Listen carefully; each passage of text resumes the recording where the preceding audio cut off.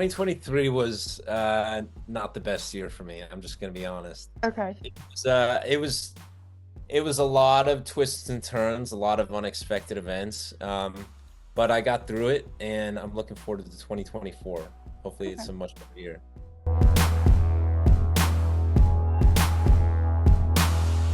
Yeah, this next project is very personal. It's about essentially my journey with mental health and having to um, take myself out of my normal everyday life in order to do what was best for me, which was to uh, get better, you know? And luckily, after a lot of hardship and spending time getting better, I'm now the best that I've ever been. So it's proof that I think to anyone who's struggling with mental health issues, if you take the time to focus on yourself and get the help that you need, it's very effective. And so I have nothing but a lot of thanks, and I'm just very thankful to be where I'm at. You know.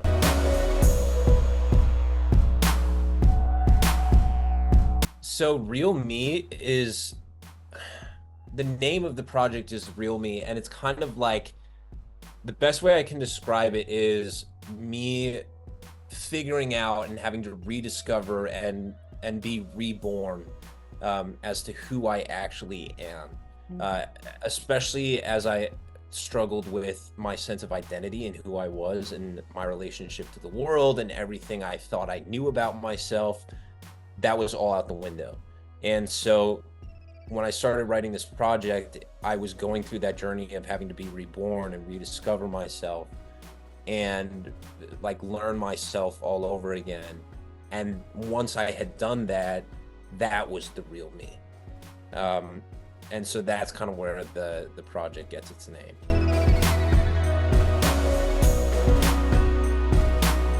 I think, look, I mean, it's not easy, like being vulnerable and having to share this stuff, but at the same time, it felt like what I had to do. Mm. Um, and I feel like because I did that, I have one of the best projects, if not the best project that I've done to date. So yes, it does take a lot of courage, but it's also like I my hope was that I could share this story with anyone else in the event that they needed it, you know, and to know that they're not alone, especially with mental health, as it's a community and a lot of people go through similar stuff. Um, but yeah, it was like I was having to push myself in the writer's room and gauge like, all right, is this too far? Do I dial it back a bit? And even having to have some of those conversations with some of the other writers in the room, like, hey, this is where I'm at. This is what happened, and a lot of dark stories that I told them about like that time in my life where I was counting on them to have the respect and the open-heartedness to receive it positively and not judge. And they did. They were nothing but supportive. And I don't know if there were different writers in the room, maybe that wouldn't have been the case.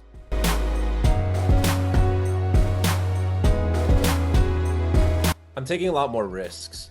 Okay. Um, you know, the stuff on this current album, it's just sonically, it doesn't sound like anything I've done in the past. The last album felt very safe, and Mm. that's the truth. This feels like a risk in my artistry, and also a risk that like you said, it's deep, right? Like some of it can even get kind of dark. Mm. So I'm prepared that it may not be received in the same positive light and the same happy-go-lucky kind of, you know, wildfire, it's about time kind of light. But I'm also counting on the fans to be like, this is Kevin being more vulnerable than ever, and we respect him for it, and we, you know, love him in spite of it. So I'm prepared for a Mm. lot of different outcomes, but at the same time, this is my truth, and I just, you know, I've grown as an artist and I've matured in that I am ready to tell those darker stories and take those risks.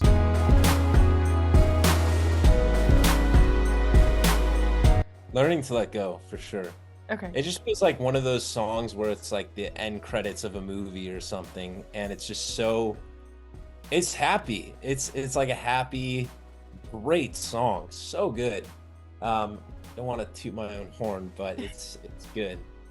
And I think it takes like a it's funny you say that like the album is heavier, or I think I don't know if you said it was heavier, but like that it is like a more vulnerable, It is. darker.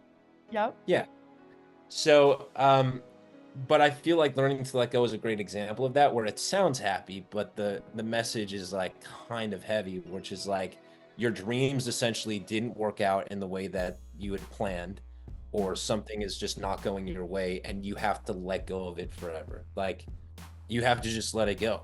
And it could be like something you've been holding on really tightly to, and a hope or a dream, but like that's realistic because in real life, like it's not a fairy tale. It's like sometimes our hopes and dreams don't work out the way that we had envisioned, and we have no choice but to let them go to move forward. So that's what that song is about. But it's like a celebratory sound, and it's like fun, which is weird because it like takes that subject and makes it into, like I said, like a celebratory thing. So I think for that alone, I would hope that people like it, but I also just think it's like a fun, dance to it, or like at a party. It's good.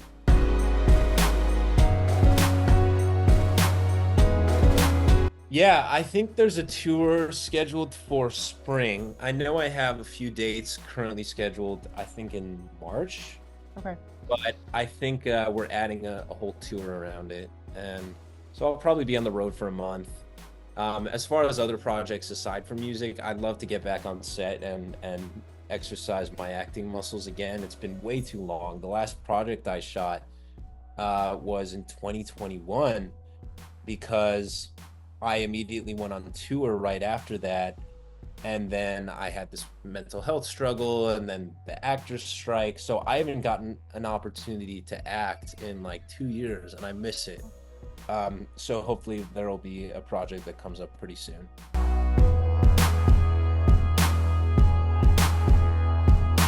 Man, that is a good question.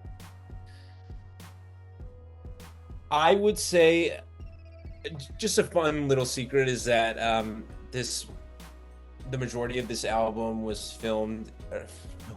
I can't keep track. Am I an actor or a singer sometimes? No, it was recorded in Los Angeles in my executive producer's Sean Cook's home. He Okay. has a home studio, so that's where it was recorded in. Not a fancy studio. It was just Sean's, house in Van Nuys, California, in the San Fernando Valley, and it was me and him just like making beats and writing music in what felt like a very like um, unofficial environment. But I think that's like what made it what it is that it felt like we were just making an album for fun that like happened to be this big deal. um but I think that's how the best stuff comes out, right? Like no pressure.